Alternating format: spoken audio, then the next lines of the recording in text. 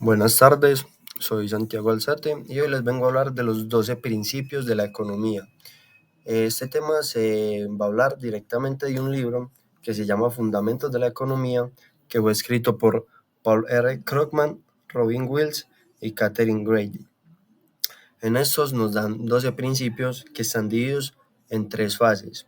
La primera que es el principio del 1 al 4, que está dividido en los principios de la elección individual. La del 5 al 9, que son los principios de la interacción de las elecciones individuales. Y la del 10 al 12, que son los principios de las interacciones del conjunto de la economía.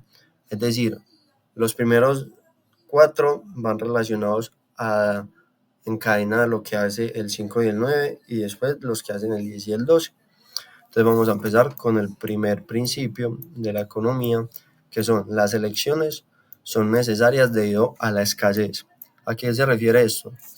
Que la economía se basa en los recursos que cada persona tenga, sea dinero, tiempo, materiales, etc. Pero en estos son limitados. Entonces no podemos darnos los deseos o las necesidades que nos gusten, sino lo que nos toca. Entonces, por ejemplo, como lo dice acá, un gobierno con un presupuesto limitado debe decidir entre intervenir en educación, salud o infraestructura. ¿Por qué decidir entre cuál de los tres? Porque como lo dice, no tiene el suficiente presupuesto para invertir en los tres. Entonces debe escoger solamente una opción. De ahí pasamos al segundo principio, que es el costo real de algo, es su costo de oportunidad. ¿A qué se refiere eso? El costo de oportunidad es aquello a lo que renunciamos cuando no tomamos la decisión de la otra opción. Es decir, volvamos con el caso del gobierno. Si escoge en educación, sabe que va a tener pérdidas porque no invirtió en salud o en infraestructura. Así viceversa si hubiera escogido en cualquiera de las tres, ¿cierto? Entonces eso se debe de dar, pues se tiene que dar cuenta la persona, el ente, la entidad, lo que sea, que si escoge una opción va a perder la oportunidad en otras dos. Entonces aquí vamos a ver un ejemplo. Si decides estudiar una carrera universitaria en vez de trabajar, el costo de la oportunidad es el salario que podías haber ganado en este tiempo. Es decir, voy a estudiar, voy a mejorar mis habilidades y voy a mejorar como persona, ¿cierto? Pero no voy a tener trabajo, es decir, que no voy a tener unos ingresos que me van a ayudar a cubrir gastos, etcétera. Pero si hubiera trabajado, tendría mensualmente ingresos, pero no estaría estudiando, es decir, que no me estaría dando la oportunidad de crecer como persona y laboralmente, a mejorar de pronto ese salario que con un estudio puede hacerlo. Entonces de acá ya pasamos al tercer principio, que es cuánto es una decisión en el marginal. ¿A qué se refiere eso? Las decisiones económicas no suelen ser absolutas, todo o nada, sino que toman pequeñas cantidades. Si analizamos los costos y beneficios marginales, se hace un poco más o un poco menos de algo. Es decir, un ejemplo, un estudiante que está preparando un examen decide si estudiar una hora más o descansar. Si cree que una hora extra de estudio le ayudará a mejorar su calificación sin agotarlo demasiado, el beneficio marginal supera el costo. Para entender mejor este concepto lo vamos a hacer de una vez con el ejemplo. El chico dedicó una hora más a estudiar, ¿cierto? El, el beneficio fue que aprendió más en esa hora y que no se sintió agotado. Entonces eso supera el costo, que en este caso el costo sería el tiempo, el esfuerzo y el mérito que hizo este estudiante para hacer una hora extra de estudio. Entonces ahí vamos a empezar a entender que hay veces el beneficio marginal de una decisión lo supera en creces, como en otros casos puede ser algo, o por decirlo así, al contrario, que el beneficio marginal no supera el costo. Aquí pasamos ya a al cuarto principio, que son las personas responden a incentivos. ¿A qué se refiere esto? Que nosotros respondemos a pequeñas cosas que nos llamen la atención, es decir, tanto buenas como malas. Por ejemplo, hay incentivos positivos, hay incentivos negativos. Y lo vamos a ver, por ejemplo, en este ejemplo, valga la redundancia.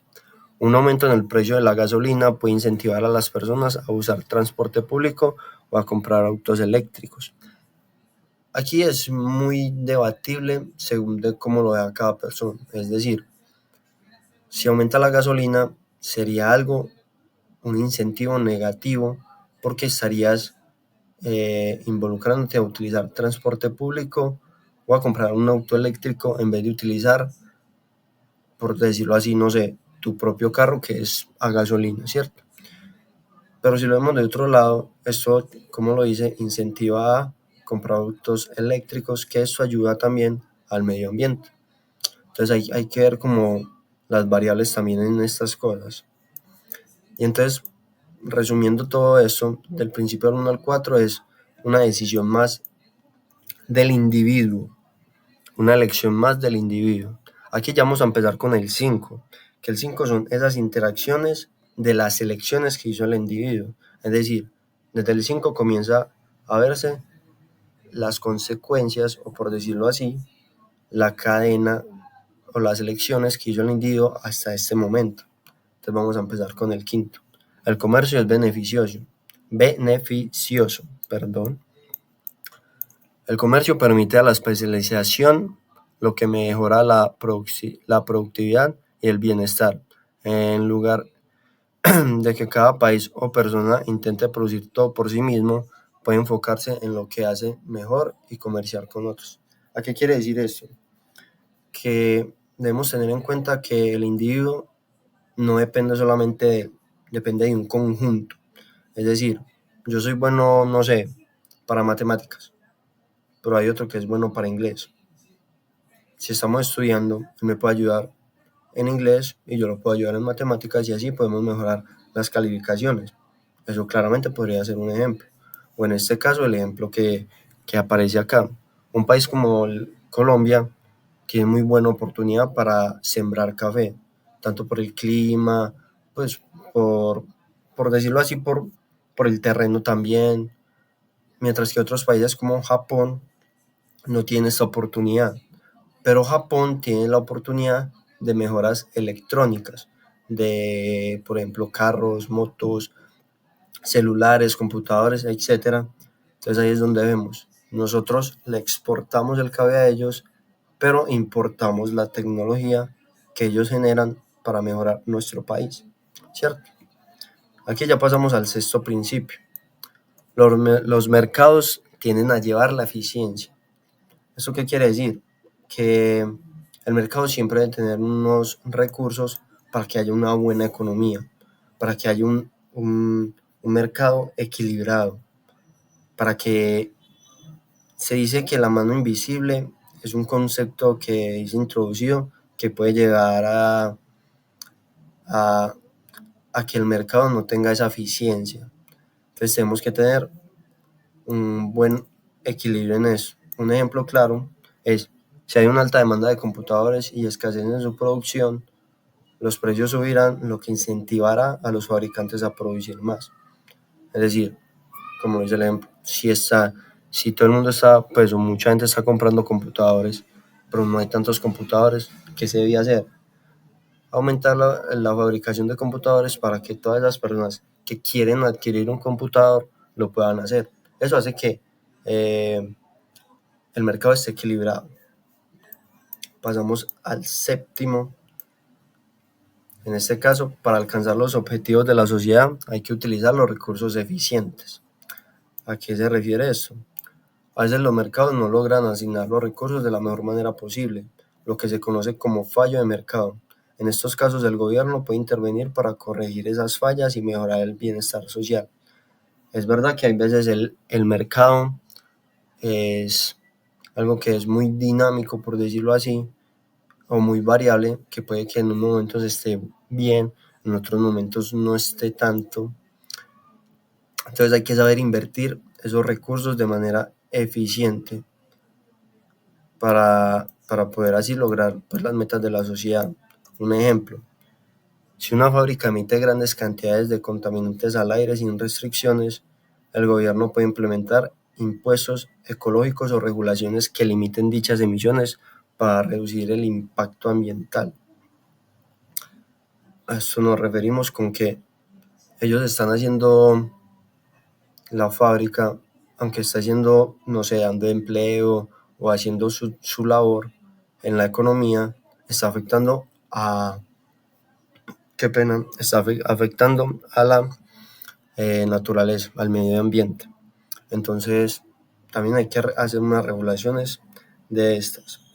Y acá pasamos al octavo principio, que serían los mercados generalmente tienden a la eficiencia. ¿La eficiencia qué es? Que un mercado siempre quiere lograr lo mejor posible. Entonces, se busca que siempre prende un entorno de competencia perfecta y sin interferencias externas. Lo que es, como se dijo ahora, la mano invisible. Que la idea es que el mercado sea algo beneficioso y eficiente para todos, no solo para unos. Entonces acá vamos a ver el ejemplo. Si muchas personas quieren el último modelo del iPhone, alta demanda, pero hay pocas unidades disponibles, baja oferta, el precio sube. Eso lo vimos en un caso de acá, en un principio, que fue en este de acá, qué pena, que fue en el cuarto principio. Entonces ahí empezamos a ver que muchos principios tienen relación el uno con el otro. Pasamos al noveno. Cuando los mercados no consiguen la eficiencia, la intervención del gobierno puede mejorar el bienestar de la sociedad. En ciertos casos, como lo dije anteriormente, hay fallos en el mercado, contaminación, monopolios o falta de bienes, ¿cierto? Entonces ahí es donde las entidades públicas, el gobierno, debe intervenir para mejorar eso. Es decir, si una empresa de transportes públicos sube las tarifas sin mejorar el servicio, porque no hay competencia, el gobierno regula las tarifas o fomenta la entrada. Para explicarlo mejor, si una entidad de buses solo está haciendo esa ruta y está cobrando un costo muy alto por esa ruta, ¿qué se debe hacer? El gobierno debe intervenir o para que baje los precios o para que abran otras empresas para también guiar por esas rutas y que ya haya una competencia y ya haya más oportunidad en el mercado. Pasamos al décimo. El gasto de una persona es un ingreso de otra persona. Creo que se entiende muy fácil y es decir, aquí empezamos, por decirlo, con temas de que las interacciones del conjunto de la economía. Aquí el conjunto, yo, Santiago, me voy a mutilar. Mi barbero, con lo que me cobró, va a comprar elementos para la barbería. Donde va a comprar es una tienda, una distribuidora que le va a vender esos elementos y después esa distribuidora va a tener que comprar a una empresa, una compañía, otra vez para volver a resurtir. Entonces, ¿qué viene siendo esto? Una relación en cadena o, por decirlo así, un círculo de esta forma. Y aquí lo vamos a ver como lo dice el texto. El dinero no se queda en un solo lugar, sino que fluye. Hace que la economía esté activa y que contribuyamos al ingreso de los otros. Como lo dije, lo había dicho, el ejemplo del barbero. El barbero recibe el dinero y lo utiliza para comprar elementos a las tiendas. A su vez, esa tienda con ese dinero adquiere más productos de distribuidoras o para reabastecer su inventario. Y aquí pasamos al 11. El gasto total algunas veces no coincide con la capacidad productiva de la economía. ¿Qué quiere decir esto? El dinero de las personas y las empresas gastan en bienes y servicios no siempre está alineado con la capacidad que tiene la economía para producirlos. Esto puede generar problemas con el desempleo y la inflación. Realmente hay veces que la economía tiene tanto sus bajas como sus altas. Entonces aquí es donde también, si el gasto total de la productividad no coincide con la de la economía, es donde empezamos a ver desempleos o inflación. Es decir, Si, como dice el ejemplo, si las personas solo compran 7.000 camisetas al mes, las fábricas producirán menos de su capacidad, lo que puede llevar a despidos y menos inversiones en nuevas máquinas. Ahí es donde vemos también una reacción en cadena. Si las personas no compran el producto o los productos, eso hace que las ventas no aumenten, que el dinero no fluya, que no haya una buena economía, y hace que muchas empresas quiebren, por decirlo así, o realmente eh, empiecen a despedir o haya una inflación. Y ya por último pasamos a las políticas públicas pueden modificar el gasto. Estos tres se basa también mucho en que la política está muy, o el gobierno está muy metido en la economía. Claramente porque el gobierno tiene que darle servicios, bienes a las personas, a la comunidad para que compren, para que estén bien, para que vivan una buena vida. Entonces como que ellos dan y nosotros también les debemos dar, ¿cierto? Eso es como un trueque, por decirlo así. Entonces, en principio, significa que el gobierno tiene herramientas para influir en cuanto a dinero o gastan las personas. A cuánto dinero gastan las personas. Las empresas y el propósito de Estado con el objetivo de estabilizar la economía y fomentar el crecimiento. Aquí vamos a ver un ejemplo. Que también el gobierno, según las normas y leyes que hayan o que imponga, esto también afecta a la economía, tanto de forma positiva como negativa. Por ejemplo, si aumenta el salario, los trabajadores van a tener más ingresos, pero esto va a generar otras reacciones. ¿En qué? Mayor consumo, aumento de los costos de las empresas, es decir, que eso va a aumentar que las empresas gasten más en el personal y aumentarán los impuestos. Obviamente porque si te van a subir el sueldo, va a subir los servicios del bus, van a subir los precios de la comida, los precios de los arriendos. Entonces, al final del cuento, o pues por decirlo así de alguna forma, los 12 principios de la economía nos enseñan a entender que muchas veces el individuo depende de lo que haga la sociedad y la sociedad depende de lo que haga el individuo. ¿A qué me refiero con esto?